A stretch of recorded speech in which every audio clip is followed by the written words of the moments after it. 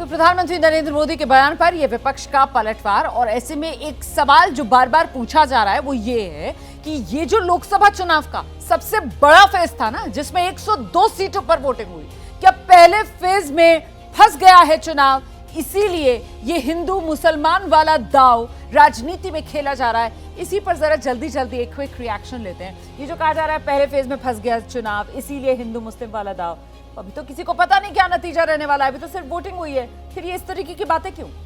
जब भी चुनाव होते हैं हर फेज में, आजकल हमारे यहाँ पे 6-7 फेज में चुनाव होते हैं, तो मुझे याद है पिछला चुनाव भी 2019 का चुनाव भी फर्स्ट फेज का ही चुनाव हुआ था।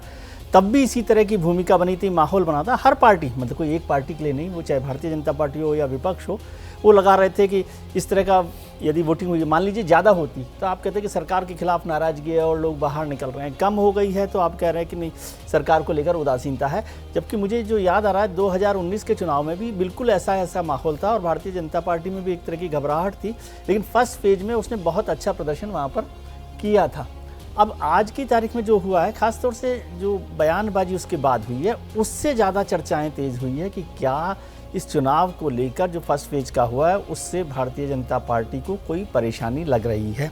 जो चुनाव का एक कलेवर है, तेवर है, वो बदला है। क्या वो बदलना चाहिए, नहीं बदलना चाहिए? जो बात आप कह रहे हैं मुकेश केजरीवाल जी, क्या ये पहले फेज को लेकर किसी तरीके की घबराहट बीजेपी की नजर आती है, इस वजह से इस तरीके के बयान, या फिर ये कॉन्फिडेंस है और आगे के लिए एजेंडा सेट हो रहा है? देखिए, ये बात सही है कि पॉलिटिकल पार्टीज को, कैंडिडेट्स को काफी हद तक समझ में आने लगता है। ऐसा नहीं है कि जब नतीजे आएंगे तभी अंदाजा मिलेगा, अंदाजा मिलने लगता है, वो जमीन पे काम कर रहे होते हैं, उनके कार्यकर्ता बूथ लेवल तक सभी लोग होते हैं, तो उन्हें पता चल जाता है कैसे पोलिंग हुई है और उसका असर तो दिखाई देता है। और ये बहुत गंभीरता से फॉलो किया जाता है। 7 चरण का अगर चुनाव है तो हर चरण के बाद पार्टियों का और पूरे संगठन का ध्यान रहता है कि क्या नैरेटिव अब चेंज करना है, क्या बदलाव करने की जरूरत है।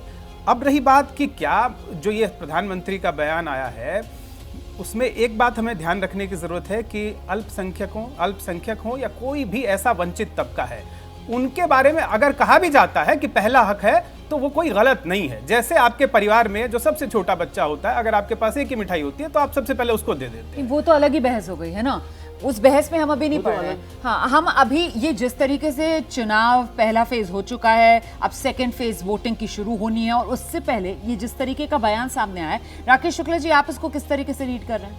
देखिए, भारतीय राजनीति का स्वभाव कभी नहीं रहा कि वो विकास के पहिए पे चले। आज आजादी के बाद से अभी तक आप देखिए तो उसके भारतीय राजनीति या भारतीय चुनावी राजनीति? भारतीय राजनीति का आप देखिए, चुनाव उसका एक अहम महत्वपूर्ण हिस्सा है। उसके 2 पहिए रहे, एक जाति या दूसरा धर्म, और इन्हीं 2 पहियों पे राजनीति चलती रही। विकास यदि मुद्दा होता तो 2004 का चुनाव भारतीय जनता पार्टी नहीं हारती।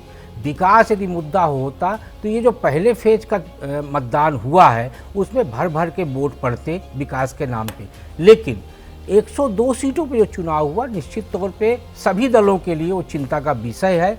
और दूसरा फेज भारतीय जनता पार्टी के लिए इसलिए चुनौतीपूर्ण है क्योंकि 89 सीटों में 40 से ज़्यादा सीटें भारतीय जनता पार्टी के पास हैं। तो ये जो आगे के 6 चरण हैं उसमें 441 सीटें हैं। यदि उसको नैरेटिव के साथ नहीं लड़ा गया तो जो 303 का आंकड़ा आगे ले जाने का एक लक्ष्य लेकर भारतीय जनता पार्टी चल रही है, मुझे लगता है उसे हासिल करना कठिन हो जाएगा। बिल्कुल। तो अभय जी आप भी इसे इसी रूप में रीड कर रहे हैं, क्योंकि वो लक्ष्य बहुत बड़ा है ना, कि कम से कम जो पिछली बार विक्ट्री थी उससे तो बड़ी जीत, और पिछली बार 303 बीजेपी ने अपने दम पर हासिल की थी, इसीलिए ये माहौल बनाने की कोशिश। देखिए, पिछला लक्ष्य तो जो लक्ष्य भाजपा ने कहा है और जिसको मीडिया में भी एम्पलीफाई कर रहा है उसको तो भूल जाना चाहिए। हाँ, वो 370। हाँ, वो तो भूल जाना चाहिए उसको। अभी तो समस्या ये है कि 272 आएंगी कि नहीं आएंगी। अगर आप भारतीय जनता पार्टी का चुनावी इतिहास देखें तो भाजपा जब भी चुनावी मुहिम में सांप्रदायिक मुद्दा उठाती है, हिंदू बनाम मुस्लिम करती है, तो उस चुनाव में उसमें आत्मविश्वास का अभाव होता है और वो चुनाव वो जरूर हारती है, गारंटी के साथ हारती है। देखिए, बिहार में जब ये कहा गया, जब लगा कि ये चुनाव हार जाएंगे, तो उन्होंने कहा कि यहां अगर वोट पड़े, उनको वोट मिले तो पाकिस्तान में पटाखे फूटेंगे। भाजपा चुनाव हार गई।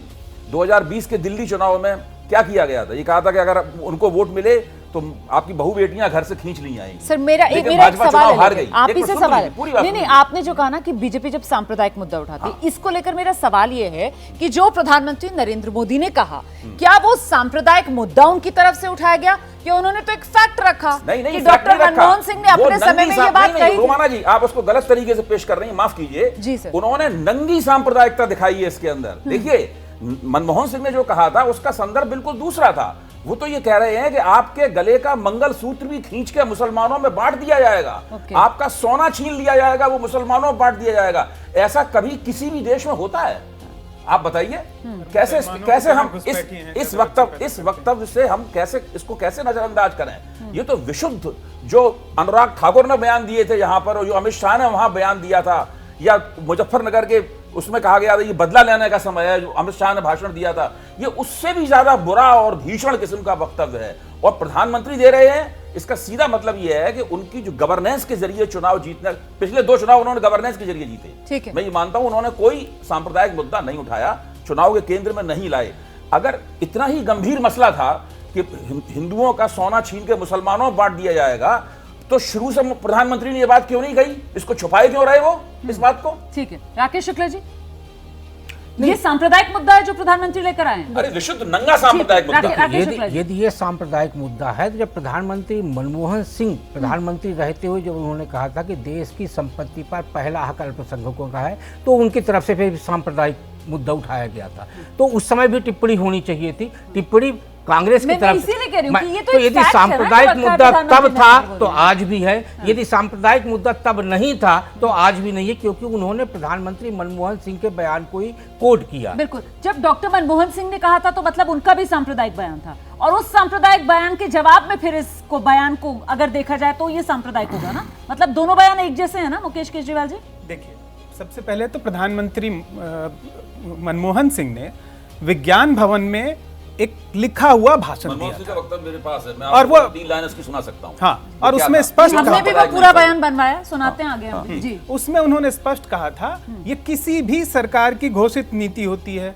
भाजपा के सभी कार्यकर्ता जिसने भी मेंबरशिप ज्वाइन की होगी वो एक सिग्नेचर करते हैं बाकायदा कि मुझे भारत के संविधान में सेक्युलरिज्म में भरोसा है। भाजपा के संविधान में लिखा है कि उनका सेक्युलरिज्म में भरोसा है। तो ऐसे में जो प्रधानमंत्री मनमोहन सिंह ने कहा था, उन्होंने कहा था कि देश के संसाधनों पे दलितों का, पिछड़ों का, आदिवासियों का, मुसलमानों का यानी अल्पसंख्यकों का सबसे पहला हक है। अगली लाइन जो उन्होंने कही, अंत में मुसलमान शब्द कहा था, वहीं से शुरू किया। लेकिन इसकी भी एक पृष्ठभूमि है। कांग्रेस को यह भी ध्यान रखना होगा कि कांग्रेस ने तुष्टीकरण किया, कांग्रेस लगातार अपीजमेंट करती रही। मुसलमान आज भी अगर इतने पिछड़े हैं तो उसकी सबसे बड़ी दोषी कोई है तो कांग्रेस ही है। ठीक है, और वो अलग सिर्फ अलग बहस हो गई ना। अभी आज का जो मुद्दा है उस पर रहता है। ये बयान भी हम दिखा रहे हैं विजय सर, ये बयानों को अब किस तरीके से देखा जाए? ये एकदम कोरी सांप्रदायिकता पर चुनाव आ रहा है, या फिर ये 2 राजनीतिक दलों की आपस की लड़ाई है कि साहब बीजेपी जो है वो कांग्रेस को बेनकाब करने का काम कर रही है? देखिए रोमाना जी, प्रधानमंत्री मनमोहन सिंह जी का जो बयान है वो बहुत पुराना बयान है, उस पर कई बार चर्चा हुई है। ऐसा जी, आज जो प्रधानमंत्री बोल रहे हैं वो भी लगातार बात होती रही है। एक्चुअली क्या है कि हम बयानों के फैक्ट्स को इलेक्टोरल ट्विस्ट के साथ मिक्स कर रहे हैं। जी, इलेक्टोरल ट्विस्ट जो है ना वो अलग चीज़ है। प्रधानमंत्री मनमोहन सिंह ने जो कहा उसमें भी कोई आपत्ति वाली बात नहीं है, कोई प्रधानमंत्री संसाधनों पर और सब चीज़ों पर चर्चा कर रहा है उसको लेकर। लेकिन जब यहाँ आज भाषण पर उनकी चर्चा हो रही है तो वो उसका एक इलेक्टोरल ट्विस्ट है। आप समझिए कि ये सरकार भी 10 साल तक सबका साथ, सबका विकास, सबका प्रयास की बात करती रही है, अपनी योजनाओं में मुसलमानों को लेकर बात करती रही है। लेकिन और उसमें प्रधानमंत्री जी ने क्या कहा कि जब बात हो रही है मुसलमानों की, फिर उसको उन्होंने एक ट्विस्ट के साथ जोड़ा घुसपैठियों के। ज्यादा बच्चों के घुसपैठियों, लेकिन उन्होंने कहा कि घुसपैठियों को बांटेंगे। हाँ। तो वो एक उसमें और एक ट्विस्ट उन्होंने दे दिया है ताकि आपके पास एक स्पेस रहे ये कहने के लिए कि ये सिर्फ मुसलमानों की बात नहीं हो रही, ये घुसपैठियों मुसलमानों की बात हो रही है कि जो इस बात को चर्चा कर रहे हैं। तो कुल लेकिन ये मिलाकर इलेक्टोरल मतलब ट्विस्ट है। और जब भी शासन चुनाव चल रहा होता था तो सबका साथ, सबका विकास और सबका प्रयास था, लेकिन अब क्योंकि माहौल चुनाव का है इसीलिए बयानों में ये तनाव है जो सुनाई पड़ रहा है। चर्चा आगे बढ़ाएं।